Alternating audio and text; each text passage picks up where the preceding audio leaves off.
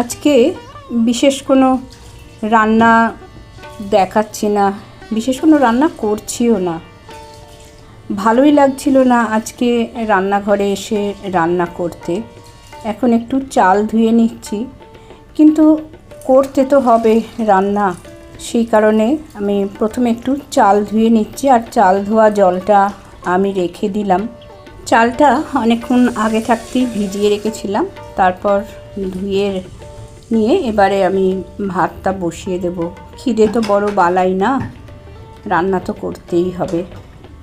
আমাদের পরম এক আত্মীয় আমাদের ছেড়ে, আমাদের পৃথিবী ছেড়ে অনেক দূরে চলে গেছে। সাদা বেগুনি শিম, এই যে আজকে এই শিম পোস্ত করব। এটা একজনের গাছে হয়েছে, শিমটা দিয়েছে, এই শিমটা পোস্ত করব আজকে। আর এই ভাত বসিয়ে দিয়েছি, দিয়ে আর একটু পটলের তরকারি করব। আর এই চাল ধোয়া জল এটা গাছে দিয়ে আসি। ব্রেকফাস্টের জন্য পাউরুটি সেঁকে নিচ্ছি। আজকে রান্না করতে মন লাগছে না, একটুও মন লাগছে না রান্না করতে। চা বসাবো।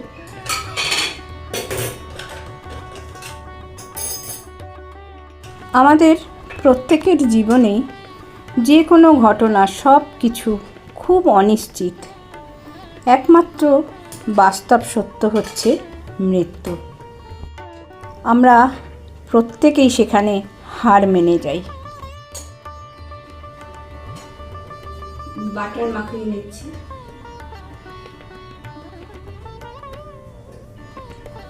জ্যাম একটু মাখাবো।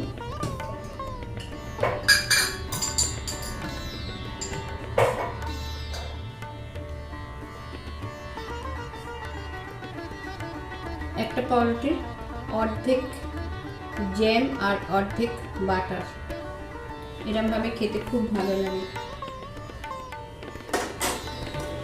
এই যে পটল কেটে নিয়েছি, পটল আর এই যে বিনস দিয়ে একটু ঝোল মতো করব। চালটা ফুটে গেছে। আসামটি এটা এখন ফুটবে। চায় দিয়ে দিচ্ছি বাতাসা।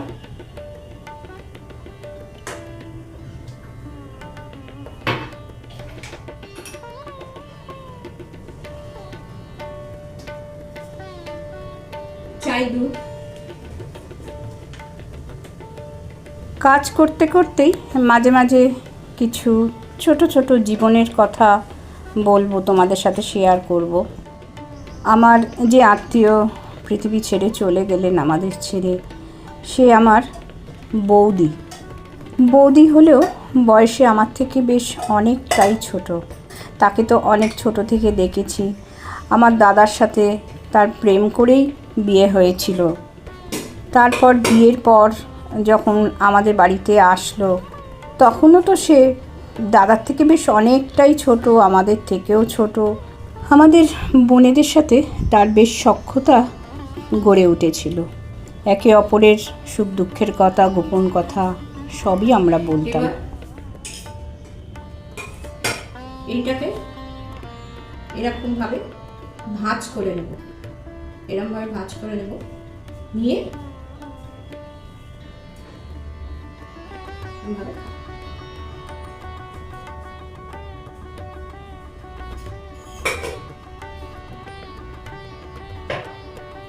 ভাতটাকে আমি পাশের ওভেনে ট্রান্সফার করব।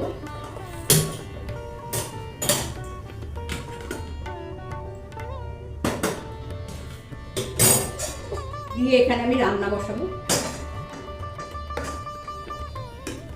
আলাদা করে ভাজবো না, একেবারে ফোড়ন দিয়ে পটলটা বসিয়ে দেবো।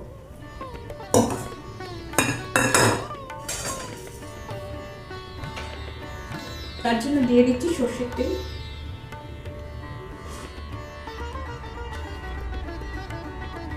গোটা লঙ্কা ফোড়ন দিচ্ছি। প্রথমে দেবো জিরে ফোড়ন,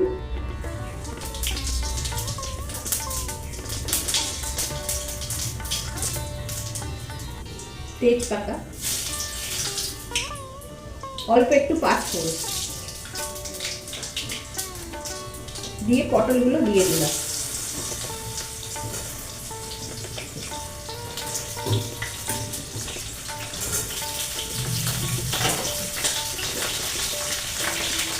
লবণ দিয়ে দিলাম।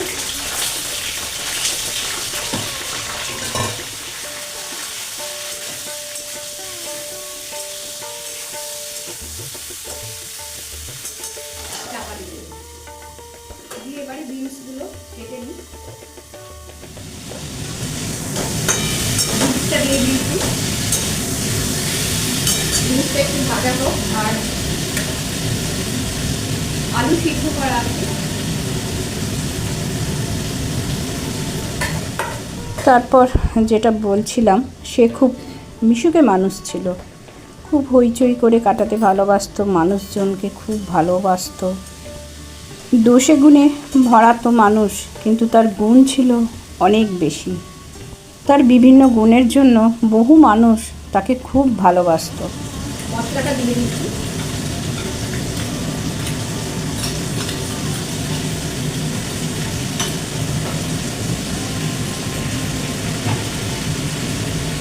টমেটো আধখানা কেটে দেবো।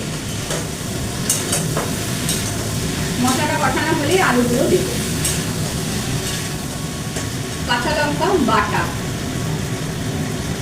অল্প একটু দিয়ে দিলাম, 4 চামচের হাফ চামচ। মশলার বাটির জল,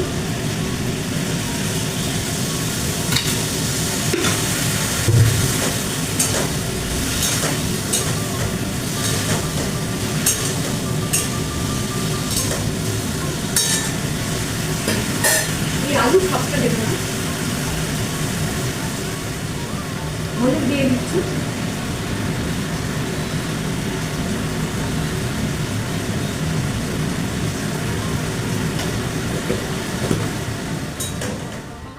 মশলাটা কষানো হয়ে গেছে,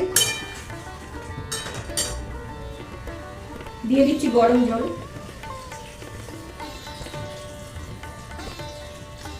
একটু পাতলা ঝোলই করব।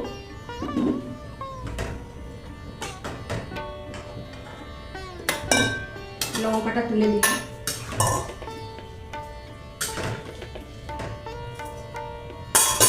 দিয়ে চাপা দিয়ে দিলাম।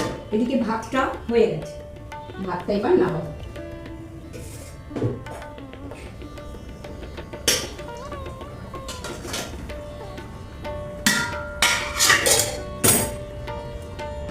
ঝোলটা 10 মিনিট ফুটেছে। তেজপাতাটা তুলে দিলাম।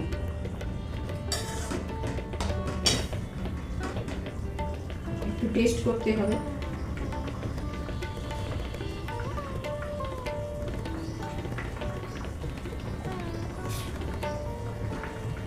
ঠিক আছে,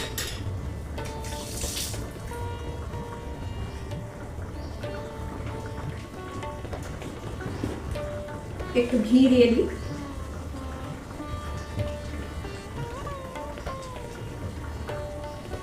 দিয়ে অফ করলাম,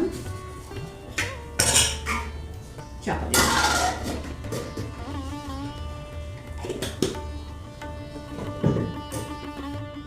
স্ট্যান্ডিং টাইমে রাখা হয়ে গেল। এবারে আমি একটা পাত্রে ঝোলটাকে ঢেলে নেব।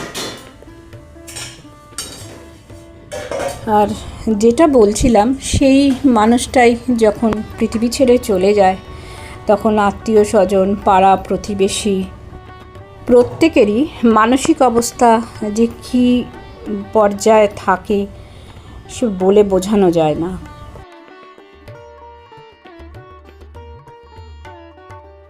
তার কথা বলতে বলতে রান্নাটা সেরে ফেললাম। এই ঝোলটা কিন্তু গ্রীষ্মকালে খুবই উপকারী। এই ঝোলটা এভাবে পাতলাই খেতে হয়। যদি কারো মনে হয় খুব পাতলা লাগছে, তাহলে আলু একটুখানি ভেঙে মিশিয়ে দেওয়া যায়। আলু তো আমি সিদ্ধ করেই দিই।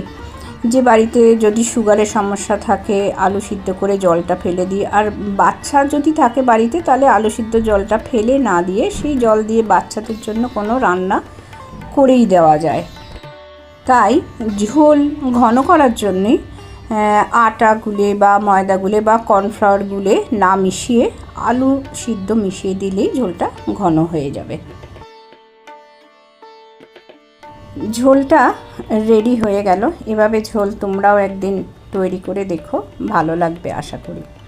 এবারে সাদা শিম পোস্তটা একটু দেখিয়ে নিই। যেহেতু বলেছি আমি দেখাবো, সর্ষের তেলে শুকনো লঙ্কা কালো জিরে ফোড়ন দিয়ে শিমগুলো দিয়ে দিলাম আর লবণটা দিয়ে দিলাম, দিয়ে একসাথে নাড়াচাড়া করে একটু বেশ কিছুক্ষণ চাপা দিয়ে রেখেছিলাম। আর এটা আমি পোস্তর সাথে অল্প একটুখানি 2 চামচ পোস্ত আর হাফ চামচ সর্ষে নিয়ে আমি বেটে নিয়েছিলাম, নিয়ে জলে গুলে রাখলাম। এবারে শিমটা কিছুক্ষণ বাদে ঢাকাটা খুলে শিমটা নরম হয়ে যাবার পরে আমি পোস্ত বাটাটা দিয়ে দিলাম। পোস্তর সাথে অল্প সর্ষে আছে, কাঁচা লঙ্কা আছে, দিয়ে জলটা শুকিয়ে যাবার পরে আমি সামান্য একটুখানি চিনিও দিয়ে দিয়েছিলাম। চিনির বদলে গুড়ও দেওয়া যেতে পারে। এভাবেই রেডি করে ফেললাম সাদা শিম পোস্ত। তো আজকের মতো রান্না সব মোটামুটি রেডি হয়ে গেল। কয়েকদিন আমি বিভিন্ন কারণে আসতে পারিনি, ভিডিও আপলোড করতে পারিনি।